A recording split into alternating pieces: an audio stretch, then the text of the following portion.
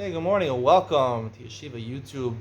Iyun Tolina, and today we're doing Hilchos Tefillah Simon Kuf Yud Zayin in Orach Chaim 117.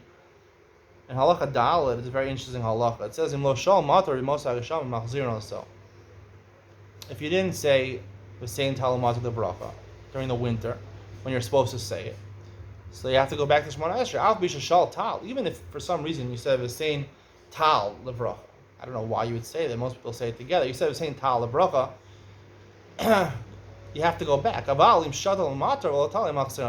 you just said the same matar, which is rain, right? Tal is dew, right? Which comes at night. It gives a little water to the grass or whatever to the vegetation.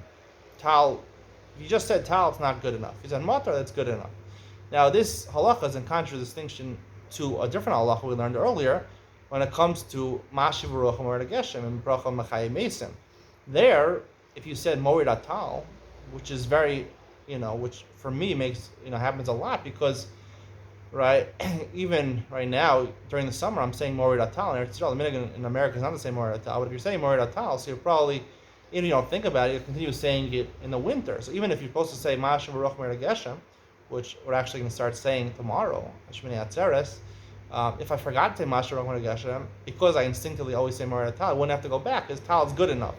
Right, you're supposed to say L'chachila Mashiv Ruach Moed Geshem, but if I forgot it, or I'm not sure if I said it, right, even within 30 days, I can assume I said Moed Atal. I always said Moed Atal the whole summer, and that's good enough. So Tal is good enough when it comes to the first three brachos. When it comes to the Bakashos, Shemona Esrei, it's not good enough. The Taz asked this question. I didn't see the Taz, but I'll give you my own answer. Why the difference over here? So the difference is, Tal obviously is a nice thing to have, but obviously it's not enough to grow your vegetation. So when it comes to the Shvach, right, the first part of Shemona Esrei, the first three brachos, is you're praising HaKadosh Baruch Hu.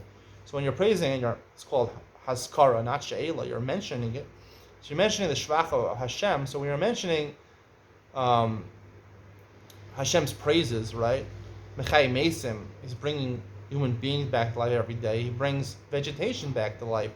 So if you just say Tal, so Tal generally maybe is enough to keep things from drying out. Maybe I venture to say that if you didn't have rain, you just had Tal. If you had Tal, it would keep plants alive. They wouldn't taste so good, or maybe they wouldn't grow as well. You wouldn't have as much. I think you would have something, right? That's why saying Tal is good enough when you're mentioning the Shvach of Hashem during the winter. You're supposed to be mentioning the Shvach. One of the praises of Hashem is that He is Mechaye the vegetation. He gives life to vegetation. Saying Tal, obviously, it's enough the bare sustenance that it would live, right? It must be the reason Tal is saying more that Tal is good enough because it would live. Maybe it wouldn't grow as well or as much, but there would be vegetation grown during the winter. However, when it comes to Bakashos, the 13 middle brachos of Bakashos, that's the Ikar of Shemona Esrei, right? The main part of Shemona Esrei.